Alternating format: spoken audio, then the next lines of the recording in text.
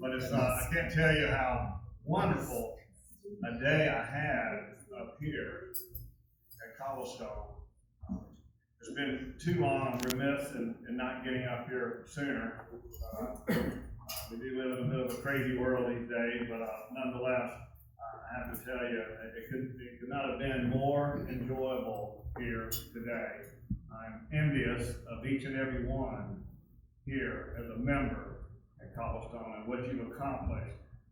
I first learned about the golf course, I think, through a seminar that I gave in Philadelphia, and David Friedman attended the seminar. And years later, he contacted me. And as I became more familiar with David, I quickly figured out there was never a golf course that he didn't like to see, and there was never a deal he didn't like to talk about. He was a great guy, he was a great friend, and friend of so many here. And just again, a pleasure to come back. The fact that you have one of the best walking golf courses and a core routed golf course, self-contained, really sets you apart from so much of the competition, and I hope you appreciate it. And I know you do, because so many of the folks that I have met today and over the years and have become friends with here at Cobblestone are very passionate about the game, about the golf course, and everything associated with Cobblestone. You went out on a limb. I remember meeting with Howard and the board and the committee years ago. It was tough times. You went out on a limb and you made some tough decisions, but you had the vision and the foresight for what would be the future of Cobblestone. We introduced a concept called repurposing, where we take golf courses and we look at them from 30,000 feet above, and we look at opportunities to see how we can value engineer and create value associated with the golf course. And this was a good fit, and it was a good time, and it was a good individual with David to understand our concept, that we could take a piece of property, find some areas of openness associated with it, move some things around, squeeze a few holes out here and there, and here we developed an internal enclave for development, which we ultimately did with Lennar Homes, and they're on the tail end of building out now, which should serve you well going forward, I think, as well. So really pleased with that in every respect. But I can't tell you, being here today and playing the golf course was such a treat. I just want to bring, I'm kind of becoming the older guy in the business, and I've had some turnover, so I've got these new young millennials coming under me.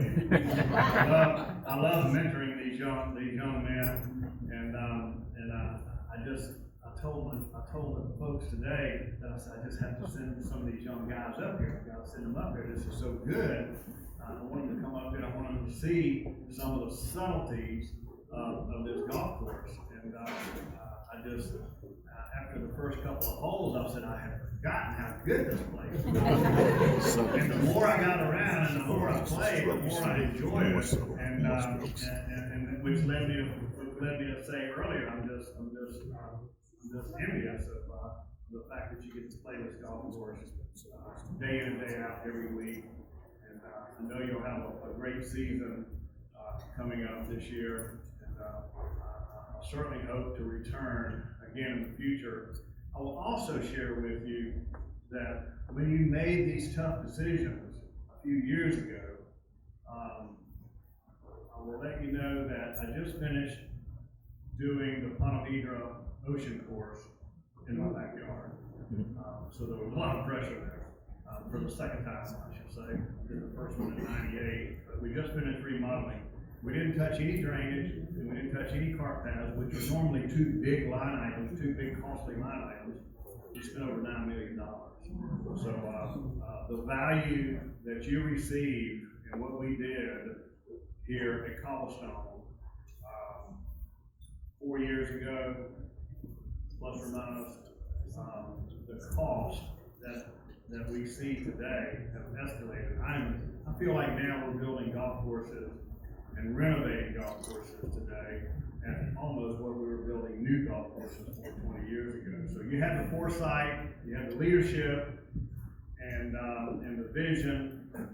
And frankly, I think it's paying off not only today, but I think it'll pay off in the future. So, you know, I often tell folks the toughest part of my job, it seems like, is coming up and selling my wares, selling my services, getting permits, no fun in any of that. And the most fun is, and the easiest part of my job is sticking a shovel in the ground. That's when I have the most fun. It takes me a while to get cleaned up because typically I'm on a tractor, I'm on a bulldozer, I'm on an excavator because I build my golf courses by hand. That's how I learned. I learned under Pete Dye, and have a long-term relationship with Pete Dye. And as my mentor, I owe him so much. And you'll turn the TV on in a couple of weeks and watch the PGA Championship in Kiowa Island, and you will see just a magnificent golf course along the shores of the Atlantic down in Kiowa. I was there in 91 for the Ryder Cup, 012 for the PGA. Now they're having another PGA Championship up there. But so much gratification to be able to come back to a golf course that I've done and to see it. And I didn't even get dirty today. That was the best part about the day. I was able to enjoy the day, play golf with so many of the folks that are so passionate, whether it be committee members, board members here at Cobblestone, and it was I promise you it won't be so long for me to come back again because I've made so many friends here over the years, and it's so nice to see some familiar faces. I can't say enough about Jeff and his tenure here and his leadership and what he has done. I often say that if you have a great golf course, it's only because maintenance complements design and design complements maintenance. You really can't have a great club without the combination of the two. And under the leadership of Jeff, and now turning it over to the reins of his assistant Francisco, is just going to be seamless. It's going to be great, and I'm just so proud and appreciative because thank you for making us look good. Wow. So, I mean, I could go on. I could talk for an hour, but I'll be glad to answer any questions that you may have. What a great crowd, what a great group. Your club is healthy, getting healthier all the time. In this crazy world we live in, I will tell you, golf has been a shining star in this pandemic. Everywhere I go, golf rounds have been up 20+%, and we're not building many golf courses in the U.S. In fact, we still have more attrition than we do building new golf courses. I'm fortunate to go back to back building a course with Michael Jordan in South Florida, building a new golf course right now in North Florida. But there's probably not more than about a dozen golf courses, plus or minus, being built a year. And we're certainly closing more golf courses a year. But the model that you have here and what you're doing is you are now competitive in your marketplace, and that's what it's all about. In my world, I boil it down into the most simplistic terms, and that is how good a mousetrap can we build? Because the better mousetrap we build, guess what? We catch a lot more golfers. It's great here.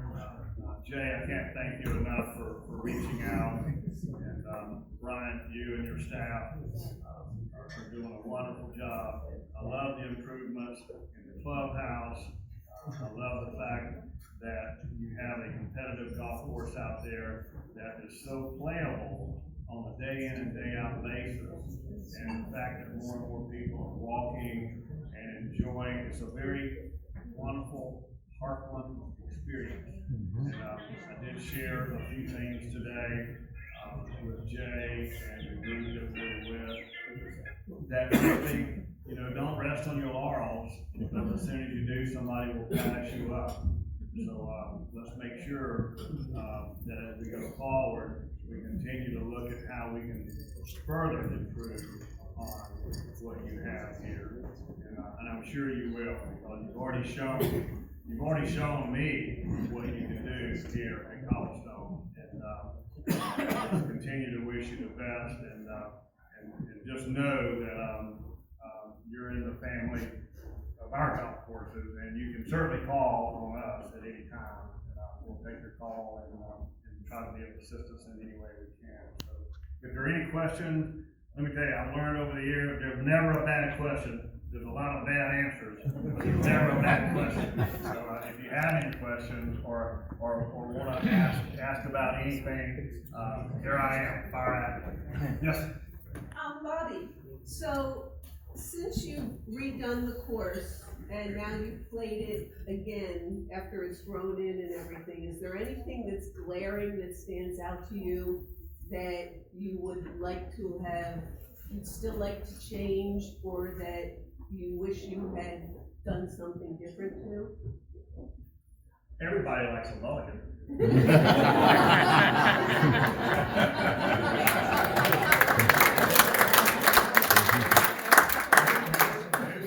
doesn't step on number 1 tee and every now and then would like to have a mulligan?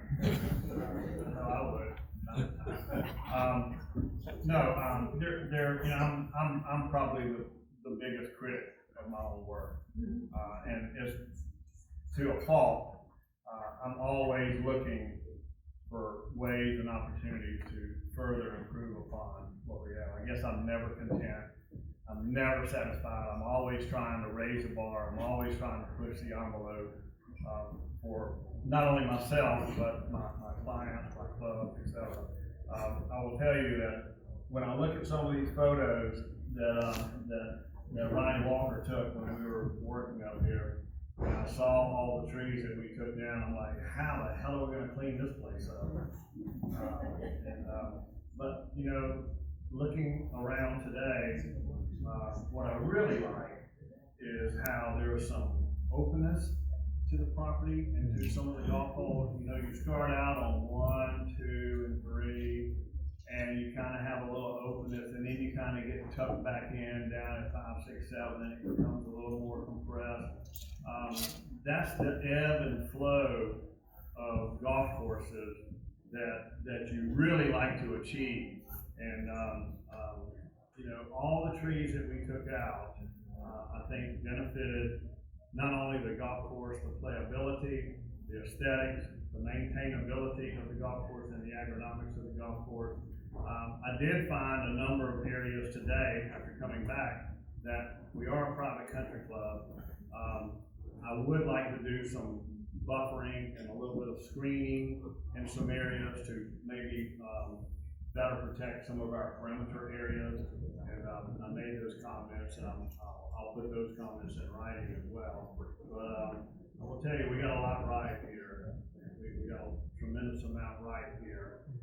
But at the same time, I made enough notes today, made enough comments, and we had enough discussion that were going around that there's opportunities to take it to the next level. And I think that's important.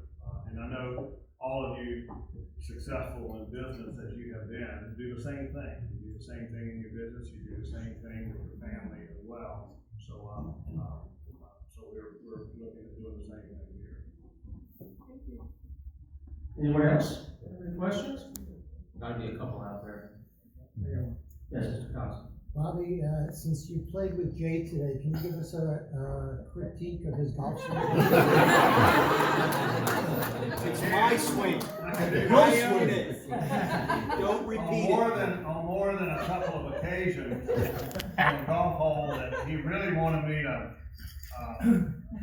favor what maybe he was thinking about, maybe take out some more trees. He hit it right down the middle. I mean, he just absolutely striped it down the middle, and he's like, just as I was gonna say something about this golf hole, I'm in the middle of the fairway, I can't say anything down in the middle of the fairway. Birds And and that paper. happened on multiple occasions. I told you that story. So, he totally diffused himself. True, guilty as charged. One of the holes that's been a lot of discussion. Michael. That we, weaker golfers have had problems with is number 12. Do you have any, that's where the water is. I will tell you, not only am I familiar with number 12, but more importantly, today's the first time I've seen it finished and grass.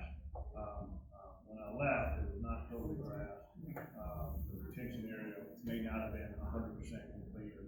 So, I'm aware of some questions there.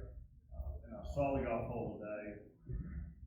I played the golf hole, and I shared my comments with Jay and the entire group. And I think it's okay to have some controversial golf holes because they're conversation pieces. I think that it adds good balance to the golf course.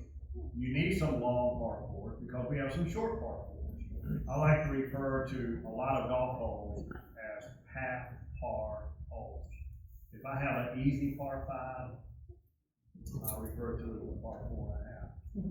If I have a really long par 3, I might refer that as a par 3.5.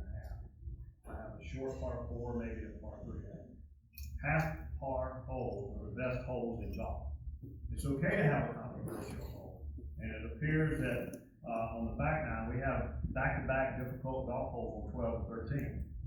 That's okay, because if you've never been to Augusta National for the Masters, or if you've watched Augusta National for the Masters, there are certain holes on that golf course that those tour players really hold on to the wheel pretty tight. For example, when they get over to number 4, the par 3, and 5, the par 4, and 6 and 7, that's a really difficult stretch of golf holes. They really need to, they know that's a tough stretch of holes. They know if they can get through that stretch of holes even par, or 1 over, or whatever, they're gonna have a chance to make that up in some other golf holes on the golf course. So, that's no different. That's no different here. There are holes here that we basically step on the gas and you can go after, and there are holes where you need to back off. There's nothing in the rule book that says when you play a par 4 that you have to hit the green in 2. There's no rule that says you have to hit the green in 2. There's no rule that says you have to hit number 4 and 1. That's why we have a handicap system. While I acknowledge that's a difficult golf hole, we have a par 70 golf course. We don't have a long golf course, although it plays longer. It does play longer than the yardage. I think everyone will probably agree on that. But as I heard all the comments and input today, I'm not really ready to go soften and ease up.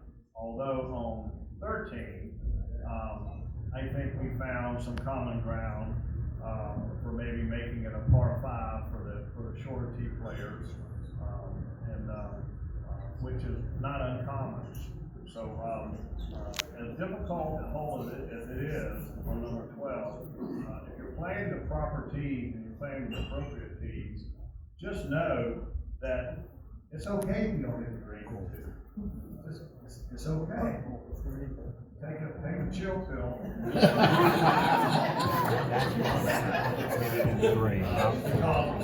Most likely that's a stroke hole. Most likely that's a stroke hole. And you make 5 or 4, probably a good chance you're going to beat somebody. Exactly right. But I think we have a good balance they have a good balance. I really like the golf hole because it really is a bit of a left to right off the tee shot and then right to left into the green. You get up to the green is wide open, the front is open, you've got some kick up on the right hand side that will help kick your ball back down. And we have that on a lot of golf holes. A lot of golf holes out here, you can use the ground to help you. You can use the ground as an ally. Not everybody hits the ball in the air. And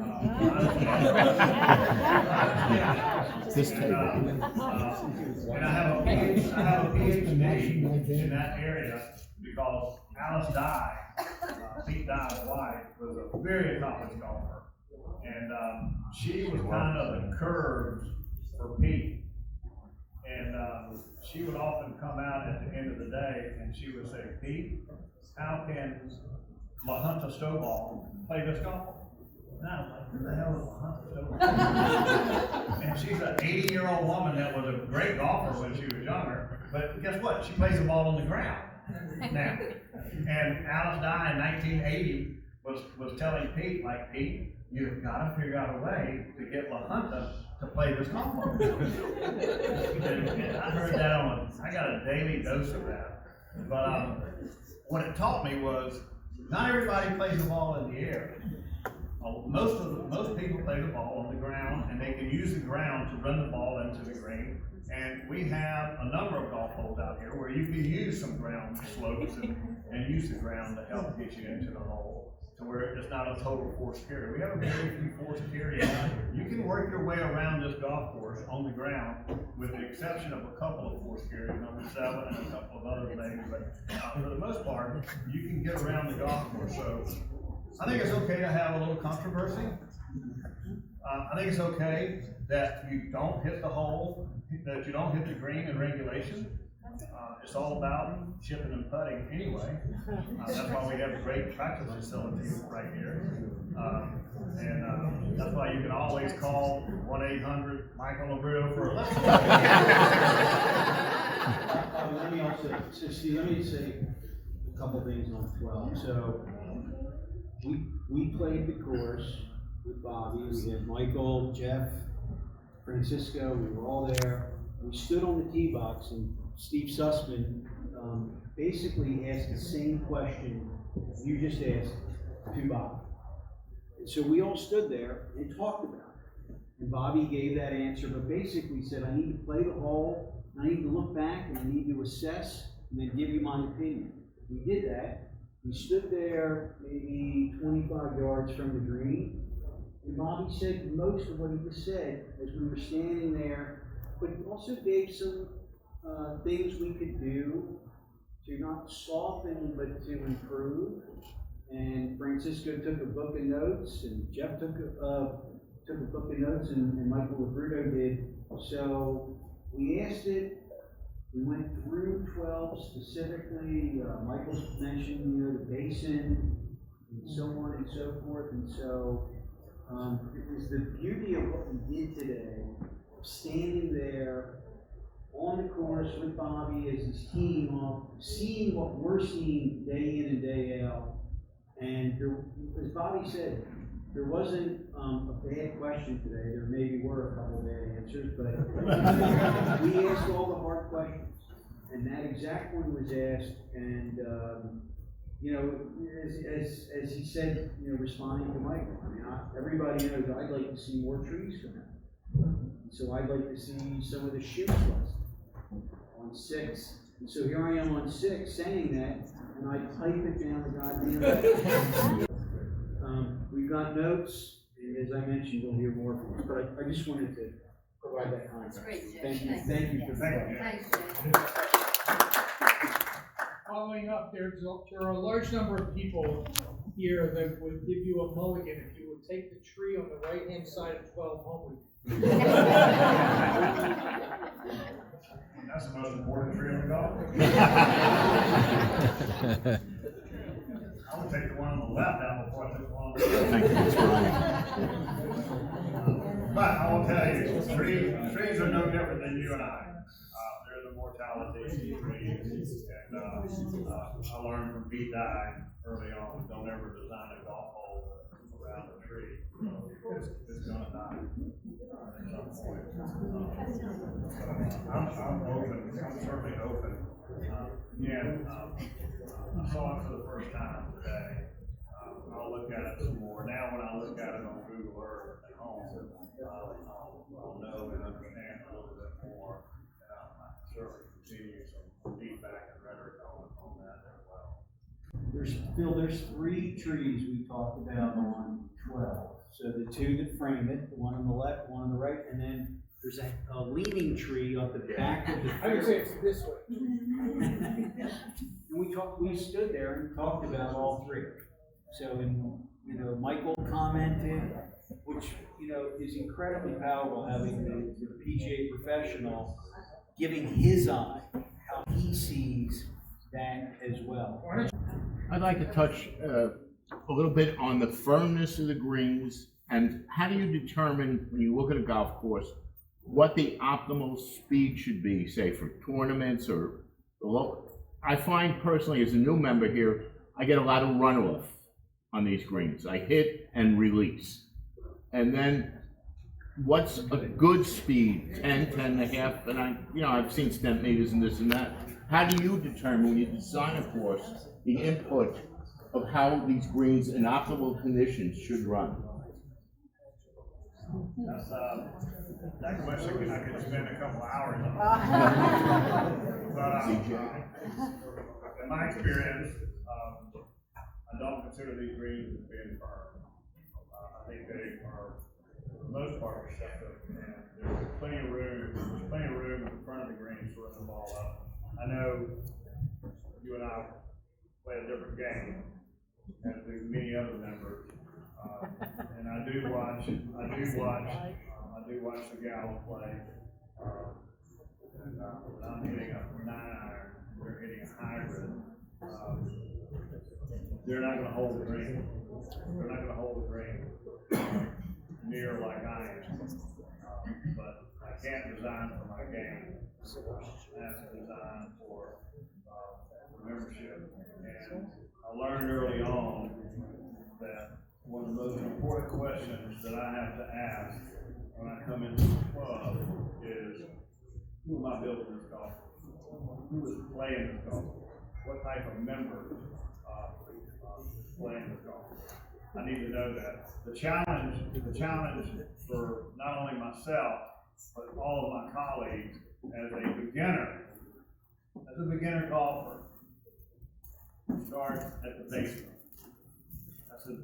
That's the beginning. The problem is the ceiling is getting higher and higher and higher. So the range of golfers is just expanding significantly. So we spent a couple of decades in the 90s, late 80s and 90s, and it seemed like we were building hard golf courses, and frankly, harder the better. I think that was a mistake. I think we were building golf courses for the top 1% of the game, and we were listening to too many tour pros. We have backed off of that pendulum that has swung so far over has kind of moderated and come back a little bit more. And, the greens that we built in the 80s, we couldn't build today. The greens that we built in the 80s rolled slower, and they were a little softer. The greens that we have today, and the technology that exists today from an agronomic standpoint, allows greens to be so much faster. Greens that we were building, I built a couple of courses for Howard Hughes Corporation in Vegas, late 80s and early 90s.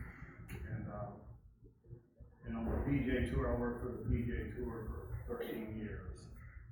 And during that tenure, we could cut greens on the tour at 3 and 4% slope. We can't cut 3 and 4% slope today for a PGA Tour event, simply because the speed that we have today. So we've had to slow down lessen some of the slopes today. Because we were building slopes that we built back then with the speed that we have today, with the tools the superintendents have, and the demand, so many clubs demand, the speed of 12 and 13 on the step meter. Most people can't finish a golf hole, they can't hardly put out.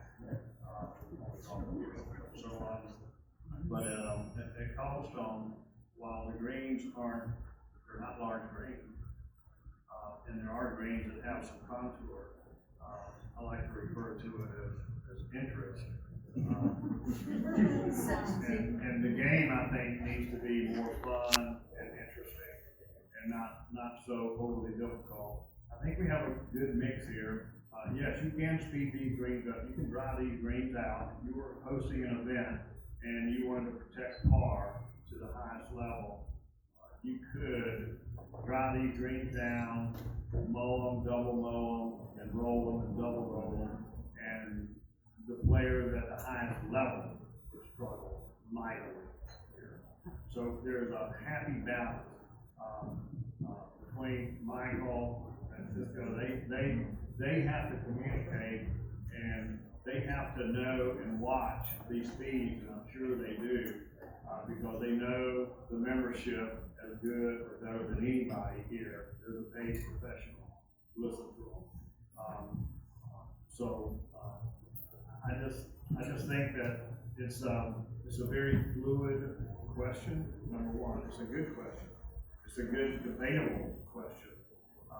But there's so many variables that go into that from a discussion standpoint. I think if you know and understand your membership and you're trying to deliver a consistent product, and at the same time, even at Augusta National, keep going back to Augusta because I grew up near there. They can only keep those greens that fast on that kind of an edge for just weeks at a time. They're borderline between living and dying. And that's the only way they can get those greens that quick. We can't afford to do that at college. We have to find a happy medium. Bumping and running, getting a little less club into the greens will serve you well. Knowing that the ball is going to release and run. If you're not hitting the right ball, that makes a difference sometimes too. Depending on how high you hit the golf ball versus how low and how much it's going to hit and release. All of that has to be factored in yourself. You have to do that. I will tell you that, there are some greens out here with more contour than others. But frankly, I think that's part of the game. I think that's part of the interest. Part of the game is that you have to figure some of this stuff out on your own. It's impossible. It's part of course management. It's part of an overall course management. That's what makes the game so great. Bobby Jones, the greatest amateur golfer that our country has ever known, said it best. The game is not fair, and the game is not fair. And the fact that he also said, no one has ever mastered the game. That came from Bobby Jones. No one has ever mastered the game of golf. So it's up to you, and that's what makes the game as great as it is. That's what makes the game as great as it is. It's a balance between your physical ability and your mental agility. It's a combination. And the more that you can think your way around the game, know your own game, and if you're hitting a longer club into the green than somebody you're playing with, you need to back off and allow for some runoff. That's just part of the game, and that's what's intriguing about the game, and what makes the game as great as it is, and makes us all better players if we think our way around the golf course a little bit more. And just know that you don't have to hit all these greens in regulation. You just don't. You can chip and putt. We have a saying in South Carolina, growing up, I was always a good putter as a kid, but we had a saying in South Carolina, a good putter is better than a pencil with an eraser on it. There's one other thing I wanted to mention about today. So Carol Brophy joined us on the back nine and played with Bobby. Bobby played about 6 of the 9 tee boxes with Carol, from the ladies' tee boxes. And we had everybody standing there and had a whole discussion around the sight line from that tee box, what she's seen, what she does, discussion back with Bobby, Bobby hit.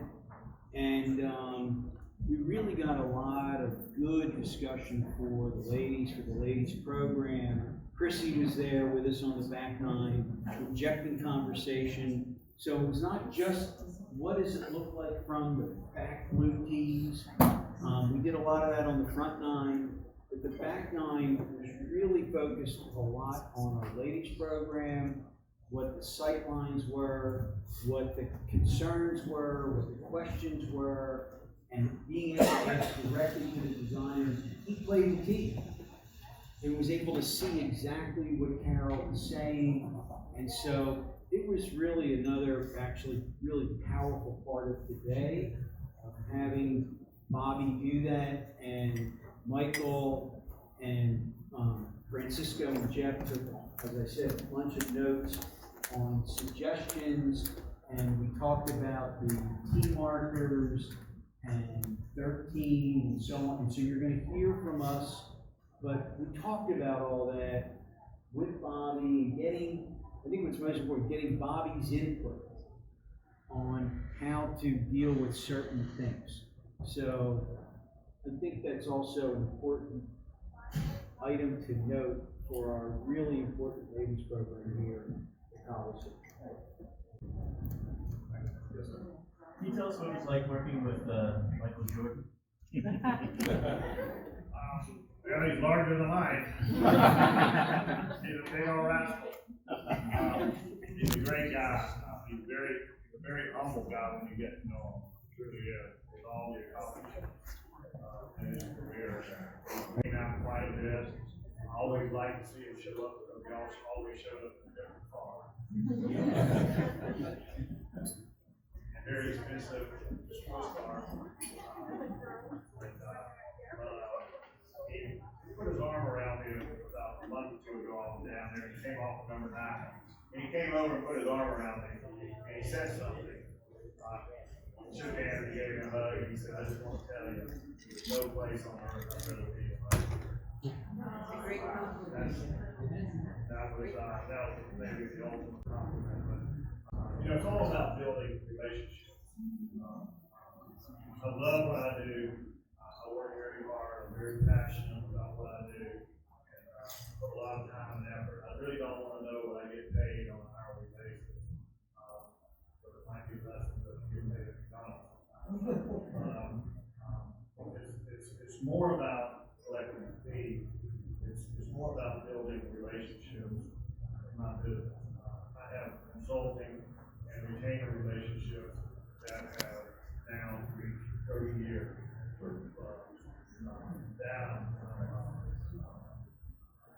just honored to be able to be associated with some of my clients and some of my clubs for that long a tenure, because that proves to me it truly is about relationships. It's about friendships and building relationships and coming back and seeing people enjoy their golf course, much like you do here at Cobblestone. So thank you again. It's great to be here, and